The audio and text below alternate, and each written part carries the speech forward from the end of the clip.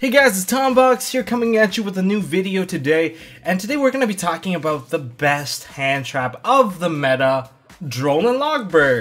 A lot of you guys might be thinking, yeah, well, Ghost Ash is better, hits more stuff, and you are correct, it does hurt a lot more stuff, and it's probably better off meta as well, because there's no decks that don't synergize with the main deck. But today's video is actually going to be more about the meta. So Droll Lock is a very strong hand trap, if you will, especially in formats where there's tons of searches. Now I'm basically winging this without a script, so off the top of my head I can think of Dragon Ruler format. Droll Lock had some impact there, especially in the side deck.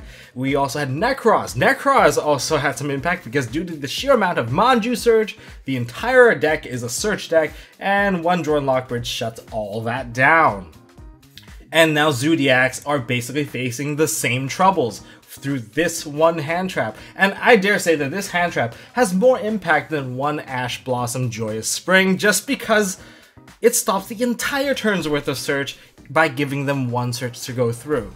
Whereas if you use Joyous Ash or Ash Blossom Joyous Spring, you can basically play around it if you negated the wrong card. There's only two cards you're supposed to really hit with the Ash Blossom, and as for the other card, well, you just have to hit the first one and just pray it works out for the end. But we can actually talk about this more in depth. So we're going to talk about the impact of Droll Lock through the three decks. We have Zodiac, we have True Dracos, and we have Dinosaurs. These are the three main decks impacting the meta in a very serious way. Whether or not you believe Dinosaurs are rogue, they are probably one of the decks that get access to VFD, and that kind of shuts off any deck below itself. So anyways, we're going to talk about this. Hopefully I don't do it too badly because I don't really have a script on this one. Usually I like to write down and kind of organize my thoughts, but here we go. So starting off with Zodiacs. So Zodiacs, we have to talk about this in two parts. Post June 12th and pre-June 12th. Pre-June 12th, well, let's cover all the cards that this Droll Lock can activate off of. We can activate this off of a Tenki. We can activate this off of a Daigusto Emerald. We can activate this off of a Broad Bowl. And for, of course, the pre-cards, we have the Fusion Substitute card, and we also have Luna Light Black Sheep. These are all the cards that are affected by this combo. And also, I guess you can use it against a Terror Top as well. Okay, so about 6 cards. That's a lot of cards being affected. And I dare say that in the pre-version, you're always looking for a point in the combo where, is this actually benefiting me? And by that, I mean, what if your opponent only had one search to begin with, and then they actually have no follow-up play? That's when you actually get a serious minus, and you actually potentially have the chance to burn the card. But in the pre-June 12th ban list, that is less likely to be the case because there's tons of follow-up plays to go with the deck, especially Zodiacs. You can go into, like, oh, say they go into a, they summon a Whiptail go into a Broad Bowl, get that search, and then you activated your Droll Lock to shut off the searches for the rest of the turn. That is actually correct, because it might not look like he can combo off. In fact, he probably can't combo off unless he already had a Fusion Substitute in hand, so that's a potential hit already right there. You can also stop them from going instant fusion into going into, say, another Broad Bowl or perhaps a Daigusto Emerald. So that's another search that was prevented. There's a lot, and then if he actually had the instant fusion, he probably could go into the fusion sub combo at that point. And from there, you just let things kind of go way out of hand because there could be a draw 4 to 6 combo depending on if they run 2 or 3 fusion substitute. So by just activating it on the first chance possible during the pre-format, pre-June 12th, I think it's always worth it. Now, however, post-June 12th, that's a different story. Post-June 12th, well, if they actually don't have it, like, there's no Terror Top or Surge, there's no, what other search they have? There's no Fusion Substitute combo. What are you hitting exactly if they go off of one Whiptail Summon, Broad Bowl Search, Rat? There's nothing really following up on this, unless of course they play, say, like a double summon. There's nothing else really happening at this point. And if you actually waste it right there, that's it. There's no further combo, and then, well, you gave yourself a solid -1 or -2 perhaps. And yeah, that's not good. So you have to be very careful to consider at what point do you use the Droll Lock Bird. Pre-format, who cares, just drop it. You're usually safer anyways because of fusion sub combo. Now, okay, so for zoos, we kind of get where that is going. So it hits off, basically Emerald doesn't let them get the recycled material, doesn't let them get a Broad Bowl search if they start with Tenki. If they start with Tenki, their board's gonna be pretty damn weak. And if they go into, I guess, Broad Bowl search, you can use it preemptively if you really believe that there's an instant fusion follow-up.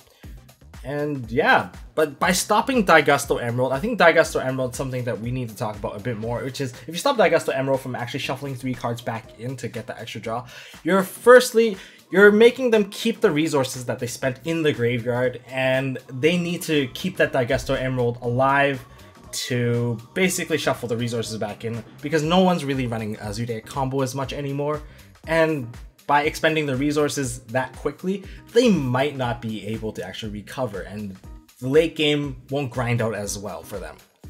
So yeah, there's that.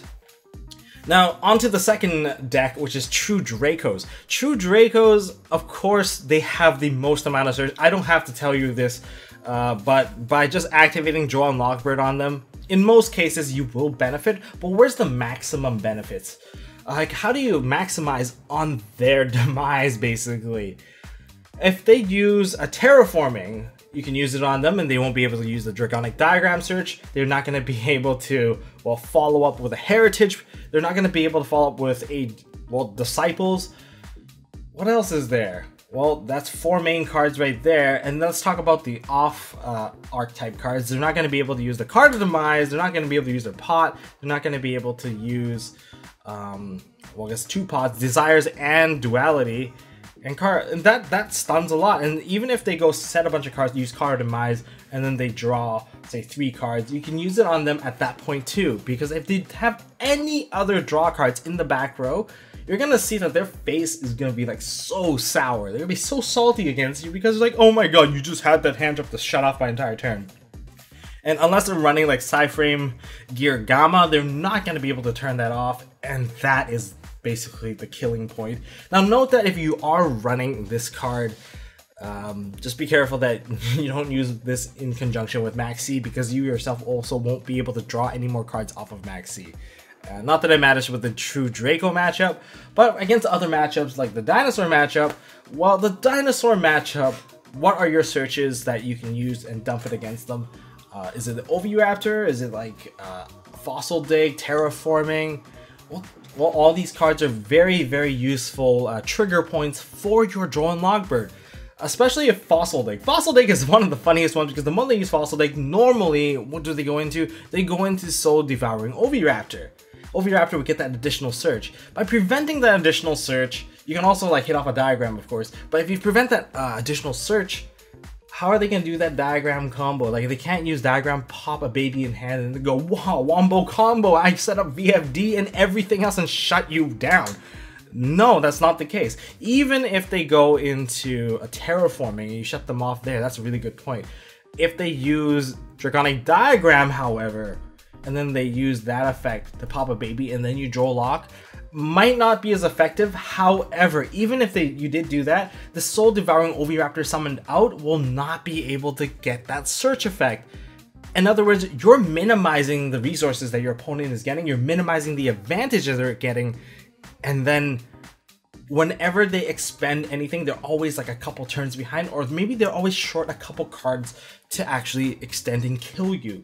And that's where it matters most, because that could be the difference between having an extra Lagia on the field or having like VFD and Lagia. So that's the main difference right there. Sure, they can like spam summon from the deck still if they can't get that set up, but they're not gonna be able to grab an extra baby from hand. So they might not even have a proper hand in and follow up after you break the board.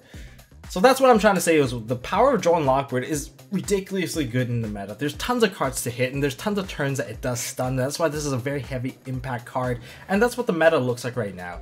And these are my thoughts about Droll Lock Bird after experiencing it for, well, over the locals of the last 2 days.